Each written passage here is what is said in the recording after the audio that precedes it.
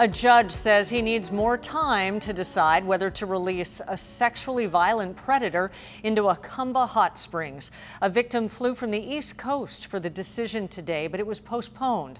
10 News reporter Mimi Alcala spoke with him about the delay. Today, the judge's role was to just decide if the proposed location in Jacumba Hot Springs was appropriate for the sexually violent predator to be placed in. But he said he needed more time to review the case before making that final decision. I'm really concerned that if they do let him out, that he's going to reoffend, because I was threatened as a child. I was threatened. He held a butter knife to my neck, said, "I'll kill you if you tell anybody." Cameras weren't allowed in the courtroom, but Robert Neighbors, who flew in from the East Coast, spoke before the judge. He says he and his siblings were sexually abused by Alan Earl James as children back in the 80s. James was sentenced to 28 years in prison. Today, Neighbors told the judge he worries that James could not only reoffend, but end up killing a child if he is released.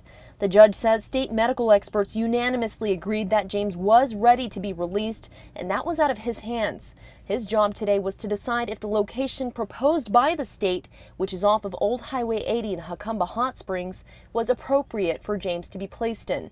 Supervisor Diane Jacob has also tried to fight this, telling the judge it's unfair that 9 out of 12 sexually violent predators were released into the East County.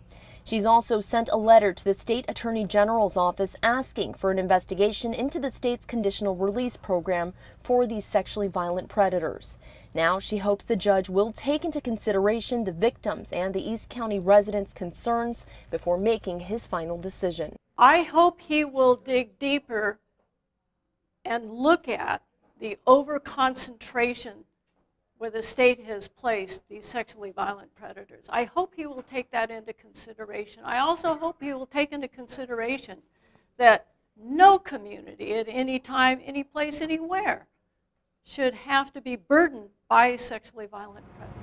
And the judge said he will give that final decision in writing. Of course, we will let you know what it is as soon as we find out. For now, reporting downtown, Mimi Alcala, 10 News.